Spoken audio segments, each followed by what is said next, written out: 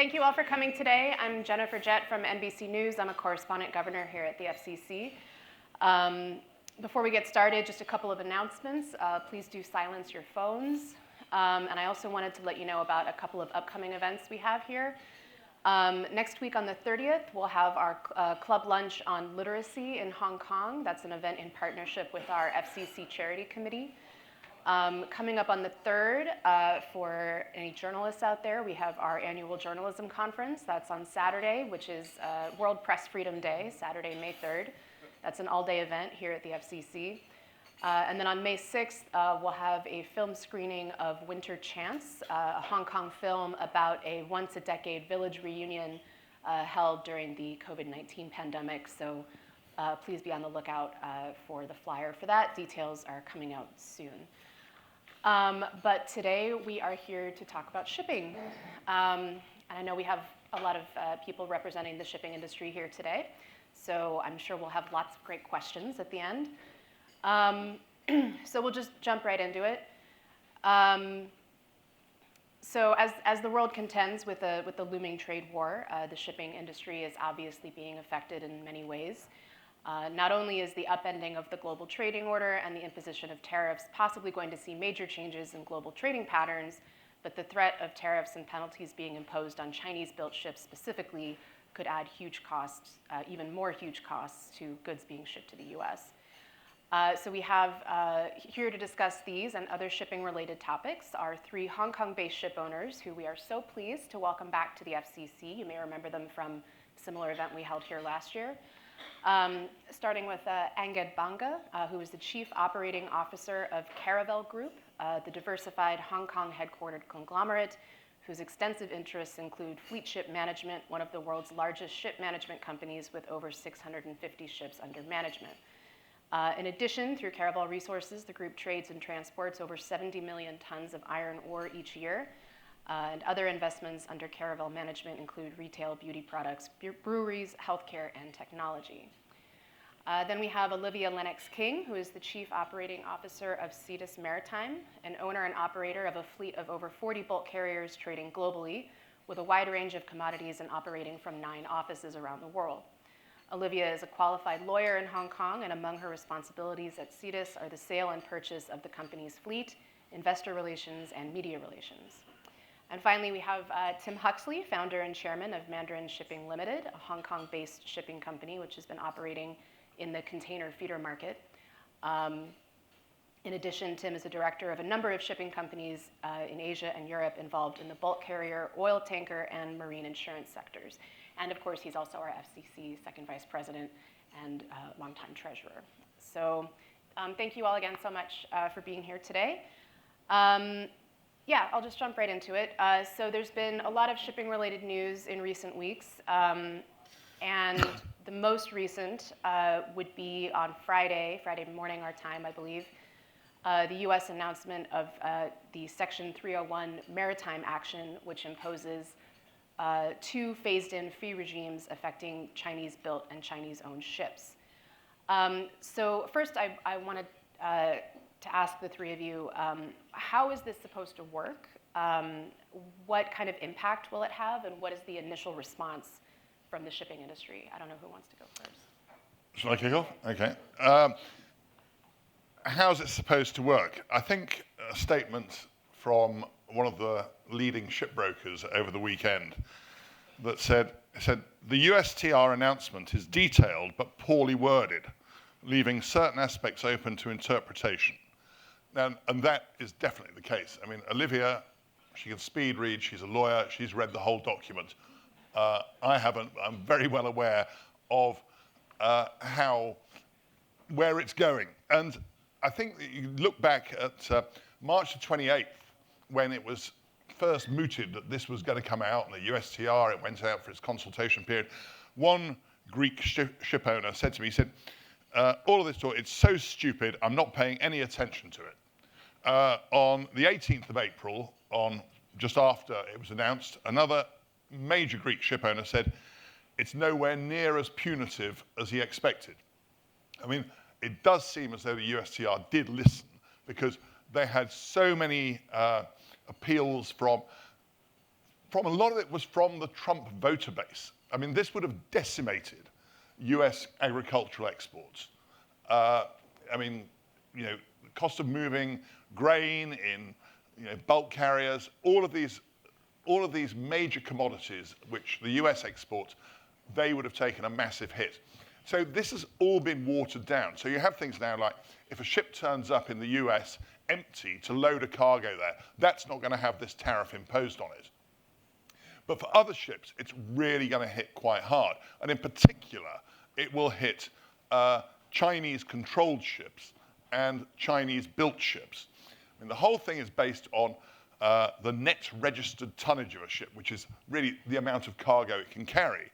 And so just to take as an example, because it's a ship we probably all know, you take the Ever Given, the ship that blocked the Suez Canal a few years ago. Now then, if that ship is tariff-free because it's built in Japan and it's owned in Japan, so that doesn't get hit by any of these tariffs.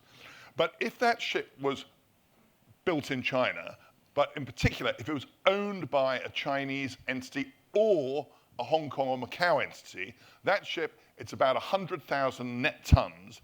So on this penalty that would now be imposed, these tariffs, that would have to pay $4 million by 2028. Right now, it would have to pay, it would have to pay about $5 million every time it calls in the States. So that's $50 per net ton. So the implications are very profound for some of these ships that are built or owned or controlled in China. But how it affects our businesses, I mean, it's different because it's only on quite big ships. This really seems to be an attack on the Chinese container shipping industry, if you actually ask me, when you dilute it down. How do you feel? I think I would agree with what you're saying, Tim. Sorry, microphone. I mean, you asked us how it works. How it's supposed to work is it's supposed to make American shipbuilding great again. This is the point, is that the Section 301 is addressing Chinese unfair dominance in shipbuilding. And I think they had something like 600 submissions from the time this process began in March. And of those 600 submissions, over 500 pointed out that, in fact, China's dominance has not come at the cost of America. It has come at the cost of Japan and Korea, which are the next two biggest shipbuilders in the world. Something like 0.1% of ships are built in America. Today's order book, about 70% are coming from China. Next, Korea, then Japan. There's a very good, very illustrative graph that puts it in stark relief in today's Financial Times, showing how China's shipbuilding has increased over the last 3 decades. And yes, it has increased exponentially. And it has increased, they started building smaller, lower quality, simpler designs, such as bulk carriers, moved on to tankers. But today, 70% of the, or maybe perhaps it's more actually, of the car carrier order book, which is a very complicated ship, is built in China. A huge percentage of the LNG fleet is built in China. But that is not coming at the cost of American shipbuilding. I think that's sort of we need to start there before we start looking at the rest of how this is supposed to work. So, I mean, I think that's a key point, that it's not addressing the key problem. And then I think we'll come back to some of the points that Tim is making, because there are some things thrown in there that weren't in the original proposals and seem to have been shoehorned in and have nothing to do with China at all, which kind of gives the impression the administration isn't entirely sure what it's trying to achieve here. The example I'm specifically referring to is car carriers. So all car carriers now will face a fee of, I think it's 150 US per car equivalent unit. So per car, whether that ship is built in China, Japan, or Korea. That in no way addresses China's dominance. That addresses all car carriers coming into America. So that's just one example of how we're not sure how it's supposed to work in that sense. I mean, we can see how the tariffs are being implemented, and as Tim says, detailed, but very poorly drafted in terms of what will happen. So, I mean, the major highlight for any shipping company based in Hong Kong or China is that there is a special section, Tier 1 section, relating to Chinese-owned and operated vessels. And that is specifically drafted to catch Hong Kong and Macau tonnage. So that is obviously, on the face of it, quite concerning, and it seems that Hong Kong and Chinese shipowning is being singled out. But again, if you really read the document, the devil's in the details. Are we looking at Hong Kong flagged vessels? Are we looking at Hong Kong owned vessels? Are we looking at vessels where the ultimate beneficial owner is Chinese or Hong Kong? It's very unclear, and some of the wording and language used by the US trade representative makes it clear they're actually going for beneficial ownership rather than the jurisdiction of the company. But that is not what the regulations at this point say. I mean, I think the good news is, and I think I'll give you a chance to talk in a second, Angad. But I think the good news here is there is a 180-day no tariff period for us to work this out. And come October, sorry, I keep calling them tariffs, but I should call them port fees or port fines for them to come in. So we have time to get clarity. I think the next meeting is on the 19th of May, and I'm sure they're going to get a lot of representation. And I personally expect there will be more iterations of this, possibly more watering down, certainly some more refinement. So, Angad, what did I miss? I think Tim and Olivia, you guys covered most of it. If we just take a couple steps back, and I think this is what is quite important to kind of ascertain. Firstly, the US TR 301 executive order actually in some way, shape, and form started in 2017 in Trump's first administration, and that work got started, and there's still a lot of unresolved issues under what was previously proposed in 2017. Fast forward under the Biden administration, and with the previous head of the trade representation, Catherine Tai, she started this investigation under the Biden administration around Chinese shipbuilding, Chinese-owned shipping, which then came into the current Trump administration. And so when the consultation period in, I guess, early April, it was still a Biden draft document, not a Trump administration document. And then all these 600 comments, et cetera, came in. And now what's really interesting to note between kind of, version 1, pre-April 17th, and what came out April 17th is, in addition to what was just said, it's very clear that they've now realized that the first iteration effectively was hurting the US allies because it encapsulated everyone together with Chinese-built ships. So if you were a Greek ship owner that had a Chinese-built ship, you would be captured. If you were a Norwegian ship owner with a Chinese-built ship, you would be captured. And I think, as Olivia rightly said, what this version of the document's done, it's really split out 2 annexes. Annex 1 is if you are a Chinese-owned or operated shipping company, and definition TBD because of what it says on the document versus what is perhaps intended. It currently captures any company that is owned, operated, headquarters, principal place of business, Hong Kong, China, Macau, China, and mainland China into that, irrespective of ultimate beneficial ownership. And within that segment, it is any vessel built anywhere. So it could be a mainland Chinese owner with a Korean-built vessel, you're captured. Then what they've separated is basically Annex 2, and so they've separated this definition then of owner-operator, and then they've put all ships there. So theoretically, you could be a Greek owner with a Chinese-built ship that would classify or for some of the exemptions. And so I think they've now understood what they were trying to do in the first iteration and separated these 2 things out.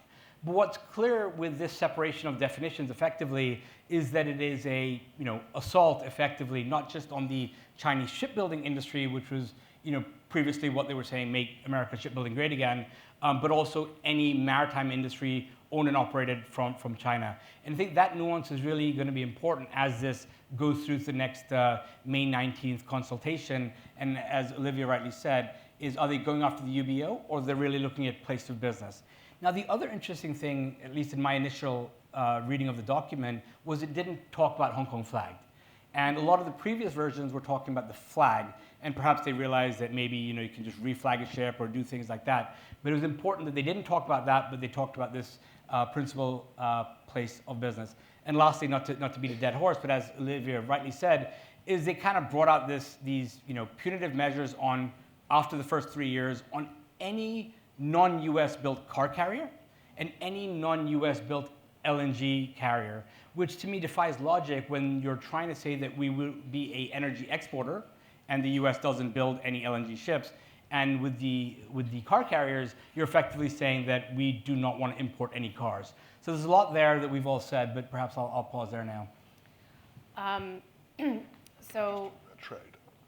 Sure. I mean, just to sort of pin down exactly the scope of what we're talking about, it's important to remember, and the US accounts for 5% of all seaborne imports and 7% of all seaborne exports.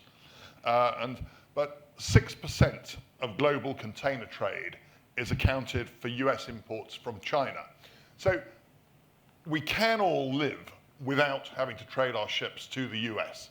This is not the end of the shipping industry. It's certainly not the end of the Hong Kong shipping industry, and we can all live without it. And if you look back, we go back to 1990, a lot of owners of oil tankers, they said, we're not going to trade to the States. This was after the introduction of what was known as the OPA 90 law, after there was an oil spill off Alaska, the Exxon Valdez, an American-flagged, American-built, American-crewed ship that was one of the biggest oil spills ever.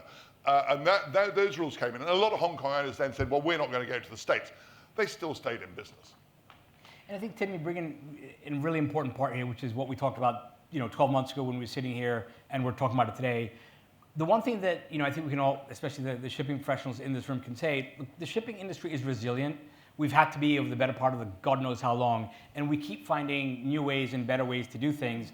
And this current challenge, I think, will bring opportunities for owners, shipyards, operators from around the world to redefine trade routes, to optimize fleets in different ways, to look in different partnership agreements on working with partners. And so I think while it is a near-term challenge for sure, I think as an industry we'll all figure out how to do it like we always have. And I think that's the kind of most unique thing about this industry. Yeah, I mean, we will come through this without any shadow of doubt, and we'll come through it better. What it will end up with, though, is probably America becoming more isolationist and people doing less trade with it, which is not really good for the US. But I honestly have every confidence that the shipping industry and the Hong Kong shipping industry will come through this. I want to come back to the impact on Hong Kong specifically, but briefly, Olivia, you mentioned that I think it's 0.1% of the ships built in the US are American-made. Is that right? Of the world fleet. The world fleet are American-made. So are you all saying the US can't just magically revive its shipbuilding industry in the next 3 years? Yeah, no chance. Yeah. I mean, in the next 3 years, no. It will take at least 10 years to get the basic infrastructure in place. And first of all, you've got to go and build the shipyard. I mean, there are some great naval shipyards, and don't get me wrong. I mean, some of the US destroyers, aircraft carriers, etc., they're technological wonders. But I mean, a bulk carrier, it's a big metal box that carries dirt you dig out the ground. So it's not that sophisticated. And if you actually look at when I came to Hong Kong in '89, Poland was the 4th biggest shipbuilding nation in the world, and China was down in number 10. I mean, we've got Michael Burley here, who was trawling up to Chinese shipyards from their infancy, and they were all pretty grim. Now they are just phenomenally sophisticated. But it's not going to bring loads of jobs back to the States, because shipbuilding is now highly automated. It opens up another massive set of problems. When you actually look at Korea, the second biggest shipbuilder in the world, 16% of the workforce is imported labor. So they're going to have to import a load of labor there. And also, this isn't a business that really young people want to do. Going down, I mean, shipyards are, they're dirty, they're a lot less dangerous than they used to be. But it's heavy industry, metal bashing industries are not what young people in developed economies want to do. Building the shipbuilding industry in China was one of those stages they went through as they developed their economy. And it will probably decline. And China's got real problems attracting labor to shipyards now. So in answer to your question, I do not think that the US can flick the switch and build ships. And especially, I mean, you talked about the car carriers and the LNG carriers. There is one US-built car carrier that trades from the West Coast to Hawaii. America has not built an LNG carrier for 40 years. And now it's saying that we're going to dominate that sector. It's never say anything is impossible, but it will require a huge sea change right across the whole supply chain and in the attitude of the American workforce. And I think Tim hit a really important point up front, is I think there's this common misperception that if you can build great naval vessels, that automatically translates into building, great merchant vessels at scale. And that's just not possible for the reasons Tim alluded to. But in the same vein that we're talking about supply chains relating to consumer goods and the challenges to decouple a supply chain that's been in existence for the last 25 years to produce textiles this part of the world and ship them that part of the world. The same goes true for shipbuilding as well, because that entire supply chain, it's not just about kind of the assembly of that ship, but everything that goes behind it, in addition to labor, where the engine manufacturers are coming from, where the grab manufacturers are coming from, where this, where that. And that entire supply chain is just so ingrained, not just in China, but in Korea and in Japan, that decoupling a supply chain and then recreating a supply chain in the US with the labor costs being at least 15% higher, the availability of steel, flat steel products ready to build, the regulatory issues that the US will face in terms of land, pollution, et cetera, just makes this very, very hard to understand how, at least in this first 3 years where you've given a grace period for vessels and then even longer will come. And President Trump is only going to be in power for the next 3 years. And even if there's big changes at the midterm elections, how that changes is also going to be important to note. And lastly, the naval vessels in the US are able to invest in the capacity and the technology and the building because they have these long order books of the Pentagon, and the Pentagon giving those orders to that. The same goes to apply for Chinese, Korean, and Japanese yards, that they have these long order books through to 2028, even up to 2030, on investing in that capacity. And so unless you start seeing an order book come in for the US yards, it's hard to see where that capital investment will come in to then build a yard. You can't just say, okay, if I build it, it'll come. That money, that order book, something needs to come from somewhere, not just out of thin air. And you don't have US ship owners, really, after the Jones Act came into play. Yeah, I agree. Sorry, Tim. I think that IMO puts the US as current, the 8th place in terms of ship owners. It's not a huge shipping community that you're looking at, but I think more than whether they can do it is whether it's the economics of it. Your friends at Clarkson's estimate that an Ultramax carrier built in America will cost $250 million, as opposed to upside, most expensive in China, $50 million. So that's 5 times the price. No port fee is going to offset that. And then we're still talking about quality and integrated supply chain. So I think that is a huge. I just don't see how the US can get past that with current wage rates in America, because a big portion of shipbuilding comes from wages, even with imported wages. But I think ultimately, this is what globalization has brought to America, and this is part of the general trend away from, as you were saying, away from globalization and being more insular and looking inwards. But I think it overlooks the fact that globalization has brought America huge. They've been one of the biggest beneficiaries of the globalization process. Heavy industry, shipping, is for a country like China that is at the beginning or the middle of its overall industrialization process. It has the space, it has the supply chain, it has the workforce. America has none of those things. So it doesn't make this idea of rebuilding this industry. It's not even like locking the stable door after the horse is bolted. The horse is dead, and we're trying to resurrect it. It's a bit of a strange. I mean, you said that America is a lot of listed shipping companies in New York, and I think that you're looking here things like capital markets. I mean, America's great for that, and we will turn to it, and that's where their expertise is, and in service industries as a whole. But it's not now in heavy manufacturing, but the US and everybody there can benefit from what the shipping industry does. We move 80% of the world's goods incredibly efficiently. This is putting up inefficiencies in what is fundamentally the world's most efficient industry. Coming back to Hong Kong, global center of shipping, how is it being affected by US-China tensions overall, and as well as all of these tariffs and other shipping-related measures? There have been reports of an exodus of ships from the Hong Kong flag. Is there any truth to that, and how is Hong Kong being affected as a maritime center, and what opportunities do you see for Hong Kong in this situation? As Yes, chairman of the they're Hong all Kong looking at Shipowners Association, Angad, you better field this one. Yeah, I should probably field this one. I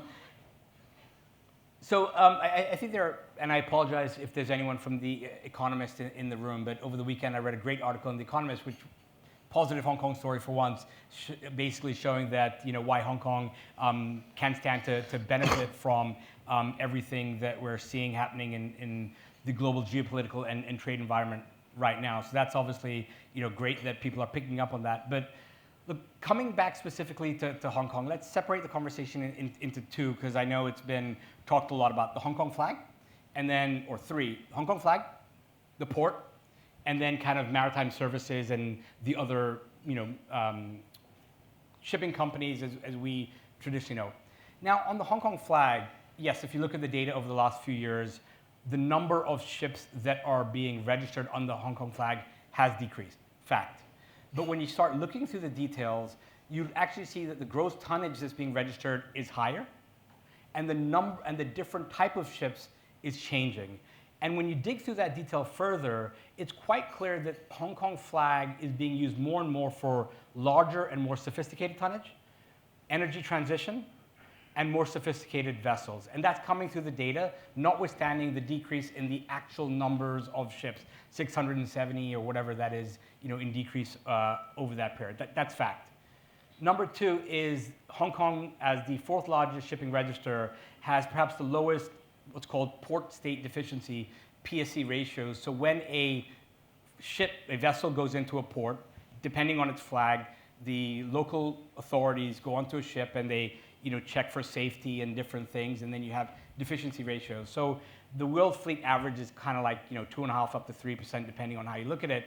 The Hong Kong flag is 0.69.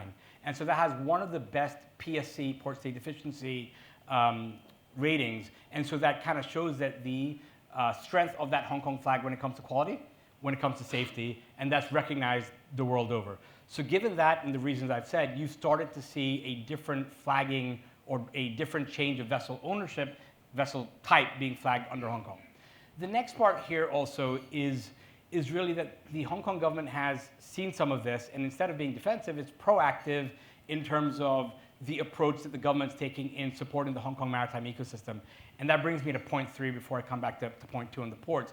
So point three, you've got a 0% tax regime for commercial principles, for maritime leasing, for a lot of other commercial principles in the maritime industry. And a lot of that right now is being blessed, if I can use that word, by the OECD under BEPS 2.0, base erosion profit shifting 2.0 on global minimum tax requirements that are around. So all of that is incentivizing, whether it's a ship owner or operator or law professionals, to come in to pivot Hong Kong into a much higher value add financial maritime services center, no different to Switzerland, landlocked country, but a huge maritime center. London no longer really has ships coming in and out, but still one of the largest maritime centers in the world. So the Hong Kong government has been very proactive around supporting the flag around the areas I've said, the maritime ecosystem that I've just talked about, with an underpinning of energy transition and a future fuel decarbonization element to those two, which I think is really, really important in the context of where we are in the world. And that brings me to, sorry to keep going, but point three, because everyone in Hong Kong just looks at the port and says, the throughput through the Hong Kong container ports is decreasing. Yes, it is. Hong Kong doesn't manufacture anymore. Of course, that's going to decrease.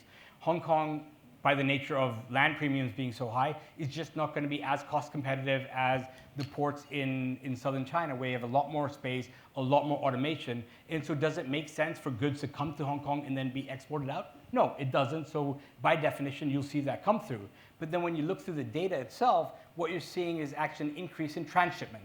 And that makes sense. So you're not going to have that same east-west that you used to. You're just going to have more transshipment, which actually supports the Hong Kong port in this current environment that we're all in. So net-net, all of these things together, I'm genuinely very, I would say, cautiously optimistic about the future of the Hong Kong flag, the maritime center, and of course, the port as well. Yeah, I mean, we've got that level of expertise here that is not going to immediately disappear. There are fears, there's been a lot of discussion about this, since these announcements were made last week. We've got this 180-day period. As we've seen with all of these discussions on tariffs, it's very much a moving target. And, you know, by the time, if there's a journalist here who writes anything about this lunch, by the time it's printed, it'll probably be out of date. There'll be another statement from the White House that will knock it sideways. But as I said with the figures, we can all sort of live with that decline in US trade. There is absolutely no prospect of Donald Trump driving me or my business out of Hong Kong. This is the best place in the world to run a shipping business, as far as I'm concerned. And, you know, it's somewhere where we've all made our home. And I absolutely believe that Hong Kong will remain a dynamic maritime center for many years to come. And sorry, Olivia, just one more part I forgot to mention on the Hong Kong flag and reflagging. That's just normal business practice for ship owners. You speak to any ship owner, it's like, oh yes, I'm diversifying my flag. I'm having some Marshall Islands, some Hong Kong, some Singapore. That's just risk management around tax, regulations, operations. And so the short-term reflagging changes that we're talking about is not necessarily a fundamental structural shift in what we see. And that's just part and parcel of all of us ship owners that would do from business planning perspectives. And I think that's also something that people are missing. And that reflagging is not necessarily for geopolitical reasons. Often it is to flags of convenience for a variety of different reasons. Sorry, Olivia. Yeah, no, that's right. That leads into my point, actually. I was going to say that it's kind of ironic that, in the shipping news anyway of the last week, the Trump administration has been going after what we call flags of convenience.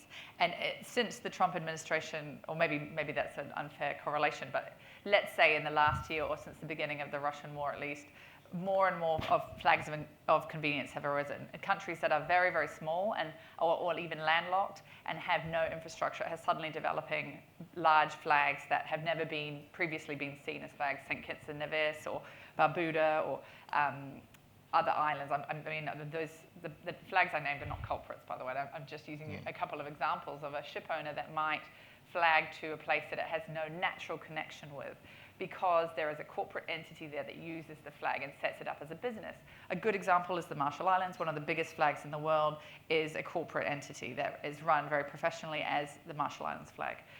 And the Trump administration thinks that these flags have a role to play in sanctions busting, and particularly in terms of Iran. And so they've said they really want to crack down on flags of convenience. Hong Kong is not a flag of convenience. As Angad said in terms of the figures, we're a reputable flag, very well known, very professionally run. And that is something that I think the US should continue to encourage. And it is, it's heartening to see that Hong Kong flag is not mentioned in the 301 documentation. However, caveat the fact that there is still a lot of clarification to come on what those regulations actually mean. But I just want to add a little bit in terms of my thoughts on Hong Kong. I think I agree with everything that's been said, and apart from personal views and the fact that Hong Kong is a great place to do business and work, you can't overlook the depth of knowledge and wealth in Hong Kong, but also the depth of access to the financial markets, to the capital markets. We have extremely strong Hong Kong Stock Exchange. You're not going to be able to repeat that in a place like Singapore. And also the access to specialists like the world's biggest ship managers are in Hong Kong. So I think there are a whole plethora of factors that go into Hong Kong's success. But one of the biggest ones, which actually was picked up in the Economist article, is that Hong Kong remains, Asia's world city. It is a backdoor to China. And despite the fact that the US is really making the news at the moment in terms of tariffs and port fees, etc., China is still the world's biggest emerging economy, biggest shipbuilder, one of the world's biggest ship owners. So being in Hong Kong is a great place to be in that sense. Lastly, I just wanted to ask about another story that's been in the news lately, more related to ports, but definitely related to Hong Kong, and that's the CK Hutchison deal to sell a number of ports, including 2 along the Panama Canal, to a consortium led by BlackRock. Yeah, I was just wondering if you had any thoughts on how that's been portrayed in the media, or sort of some of the discussion that's come up about, does this affect the autonomy of Hong Kong-based companies if the Chinese government is weighing in so publicly on this kind of thing? It's all about communication and how the messaging is done, which is something a lot of governments have not been particularly good on. A lot of companies aren't particularly good on. There were so many facts that were so misreported in this. The Panama Canal is controlled by the Chinese. Well, no, it's not. I mean, a Hong Kong-managed company manages a port at either end of the Panama Canal amongst a portfolio of 43 ports around the world, of which they have agreed a disposal to a consortium of which BlackRock is a minority partner, and the biggest player in that consortium is the world's largest container shipping company, Mediterranean Shipping. Inspirational story, set up by a seafarer and his wife. They're now 900 ships. I mean, this is a great story for any entrepreneur. That deal, it will take a long time to go through, because when you're buying that amount of assets, I mean, there's an enormous amount of due diligence and regulatory approvals. But in terms of actually delivering shareholder value, it's a fantastic deal. And it shows that Hong Kong, you can build up a business, build up one of the world's most significant port operators, and then sell it. I mean, it's perfect timing. I mean, and Hutchison have done it with so many other businesses over the years. I mean, whether it be Star TV or any of these other businesses that they built here. So I'm really hopeful that will go through, and I think that the new owners of it will be very good custodians of that. But at the same time, Hutchison have decided to sell because it's a good return to their shareholders. It's just gotten caught up in. It's got caught up in this whole political thing. I mean, Trump took the view, hey, yeah, great, we've taken back the Panama Canal. No, it's two ports either end that are managed by another company. So it was unfortunate timing, and unfortunate the messaging wasn't particularly good on it. Any other thoughts on this, or any other final thoughts before we go into questions? Well, I mean, I would reiterate what Tim said, and I think it's emblematic of the fact that it's a good business deal, that the Pontus family is now, according to reports, considering the deal without the Panama ports or with, as in, either way, this is a great deal. So I don't think it's a political, grandstand. I think it may have been something that was jumped on the back of at a certain time and, in the political cycle. Anything else? No, I guess one last point, and I think Tim alluded to this, was timing. And I think Hutchison has been saying for several years that they would look at divesting their port assets. And so they've communicated to shareholders and the market that they're working on this, like they've done in so many other areas, extracting value for shareholders across their vast business. And so this has been communicated for a long time. I think, again, just timing happened to be not so great from that perspective, but it's not something that at least the market had not anticipated them eventually doing. All right. I have a lot more questions, including about, yes, we're running out of time, but yes, also wanted to talk about the green transition, the welfare of seafarers, the ongoing impact of the conflicts in the Red Sea and Ukraine. But I want to open it up to questions. So any questions about those or any other topics are welcome. We have a microphone we can pass around. Do we have any questions from the audience? We've answered them all. Did we cover everything? I've got a question. No. Hi, I'm Barbara Yu. Question is, if it doesn't make economic sense, what the U.S. is doing, America cannot rebuild, they never had a commercial shipping business anyway. What is the purpose? Is he just China bashing? Why is this happening? There's an element of that, and I also think you've got to go back to the election cycle. I mean, when they were campaigning in Philadelphia, which is, the Rust Belt, the metal bashing industry, both Biden and Trump were saying, we're going to bring shipbuilding back. It's a vote winner. I mean, amongst blue-collar workers who, sadly, those jobs have gone. But to sort of say we're going to bring it back, And it's very easy to paint people in Asia, countries in Asia who have had this successful industrialization as the bad guys who have stolen your jobs. Yeah, and so it's appealing to his voter base. That's my view. But no matter what we think of Trump as an individual, I mean, he's not stupid. And he's surrounded by some very smart people. I mean, there are smart people there. But, go on. Well, I mean, what I would say is that Trump has a record of the art of the deal, right? I'm going to put something absolutely crazy on the table. And then when I give you 10% of that, you'll feel like you're lucky. And this is exactly what has happened with these port tariffs, right? We were all like, oh my goodness, all Chinese vessels, all in the world, any fleet that has a Chinese vessel in it will face these port tariffs. Oh my goodness. The news yesterday, everyone's like, oh, actually, much better than expected, much less punitive. Well, that's because we were faced with something much bigger earlier.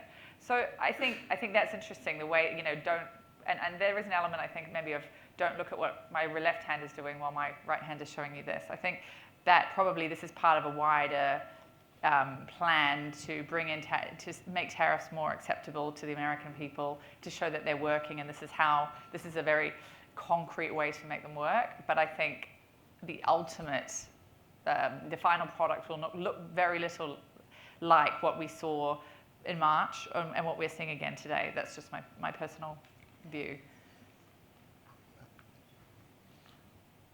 Yes, in the back. A general question.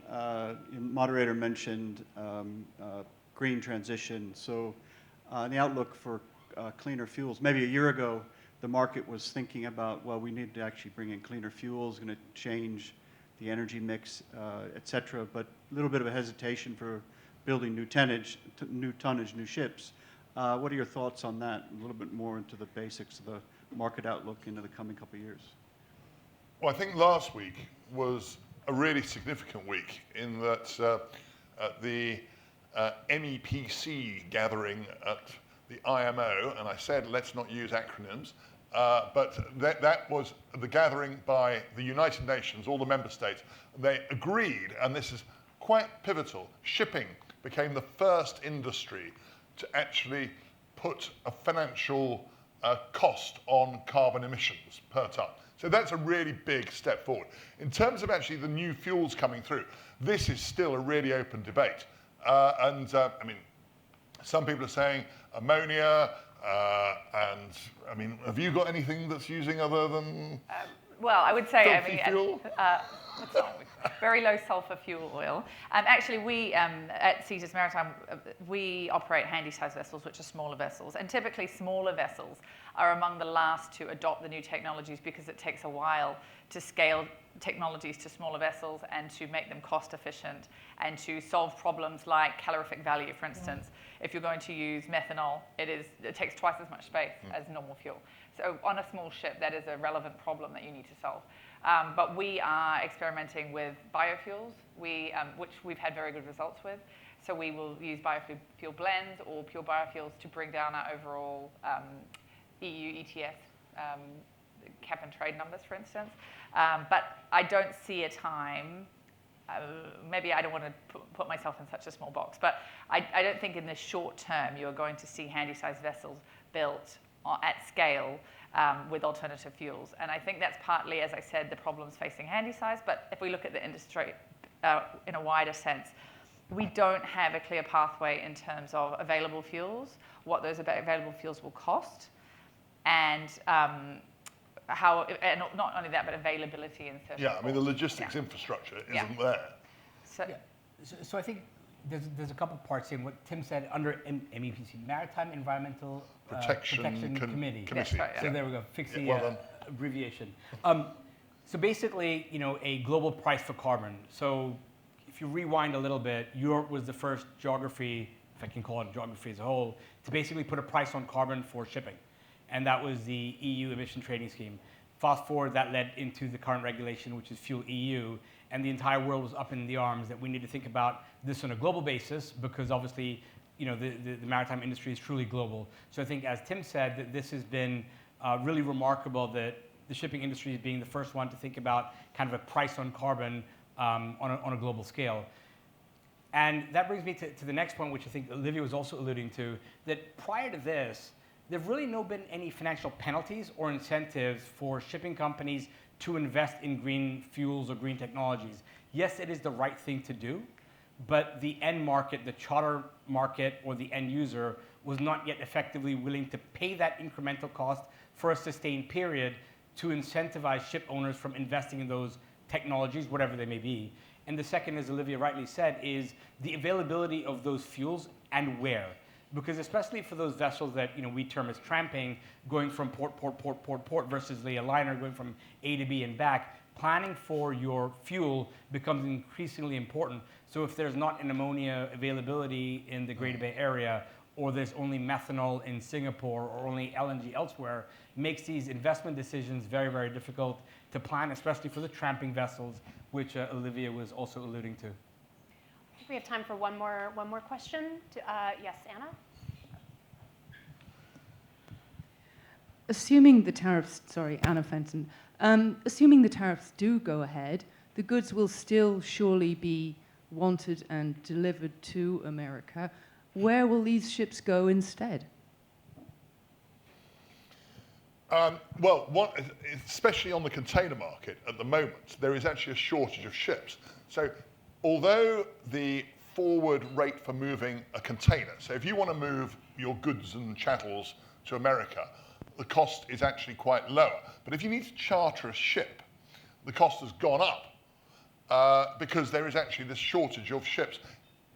What will happen is there'll be a realignment of trade, and a lot of those ships will get deployed elsewhere. Some of the ships that are specifically designed for going trans-Pacific might struggle, but they could easily go on Asia-Europe trades.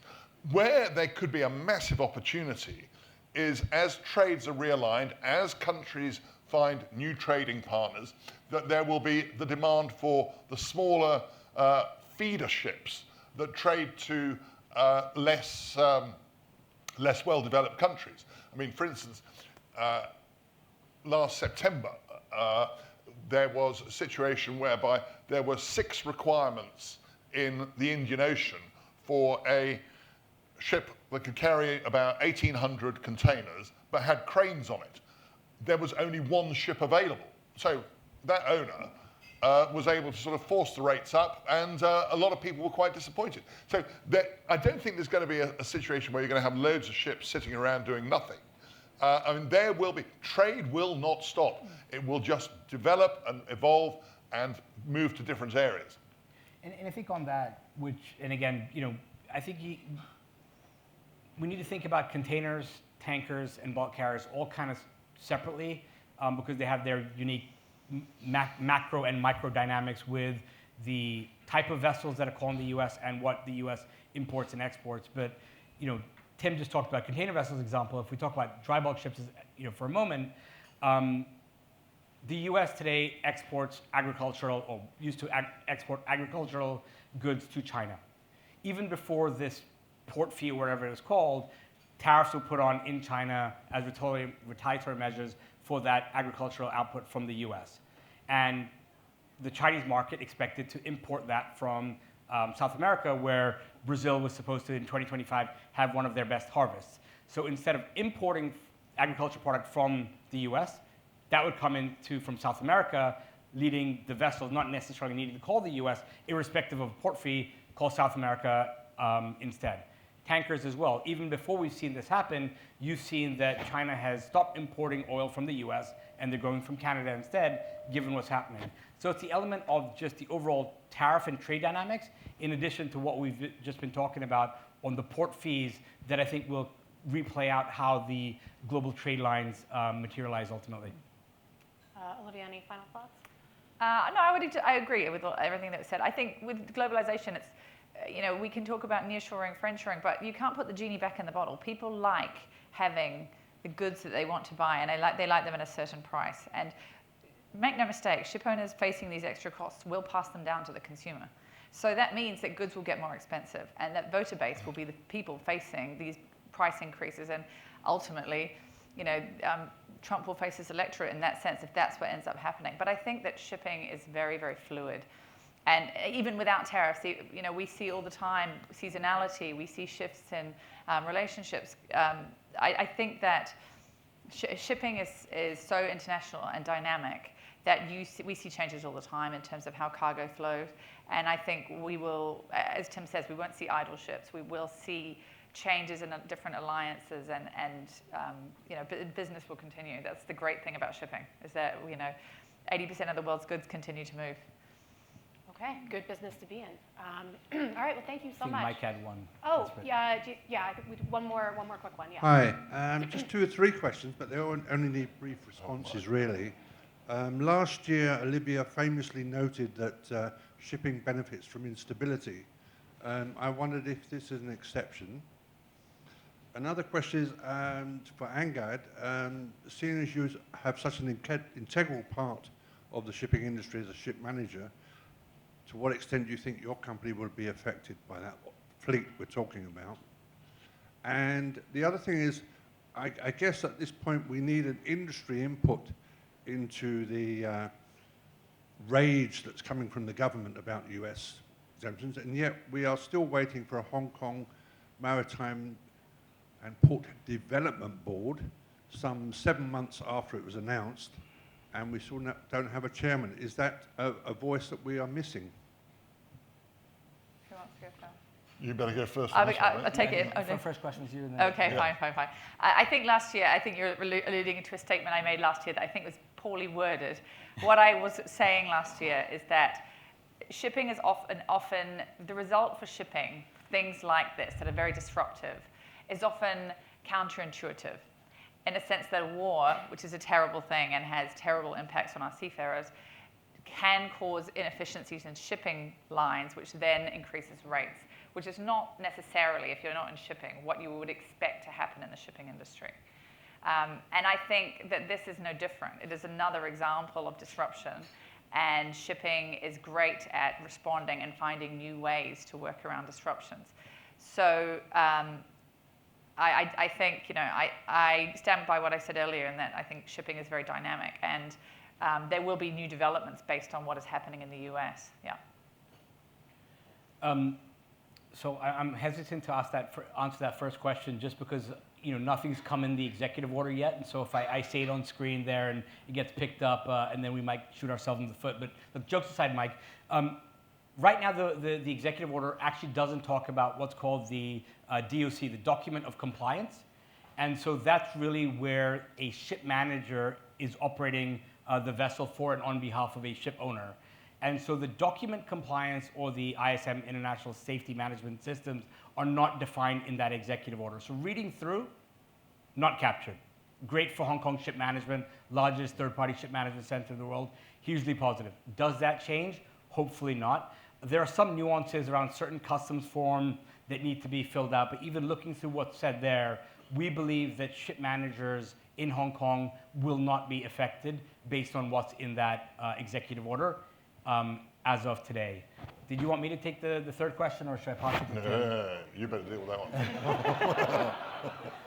one. All right, so for those of you that are not aware, Mike's referring to, in the Chief Executive's policy address in October last year, with respect to the maritime industry, a reconstitution of what was the previous Maritime and Port Board into a new Maritime and Port Board, which would be chaired by a private citizen, i.e. a non-government official, reconstitute the board, different committees, new members, to ensure perhaps a more highly functioning board, effectively, maybe as a precursor to a statutory committee or statutory body in Hong Kong, which the industry has been asking for a long time. Yes, it hasn't happened yet. The previous Maritime Port Development Committee term ended on March 31st, and so they wanted to finish that before constituting the new board and moving it forward. Hasn't happened yet. We expect positive news, hopefully in a couple of months. Are we missing a spokesperson or a voice for the Hong Kong maritime industry as a result of that? No, I don't think so. I think yeah, exactly. I think every company in Hong Kong is doing their part. The different associations, whether that's the HKSOA, the Liner Shipping Association, everyone is doing their part. So I don't think we're missing a voice right now, but it would be a welcome change to see that new board being formed. All right. Well, we're a little bit over time, so I'm going to end it there. But thank you all so much for coming today. We really appreciate it. It's been great. Thank you.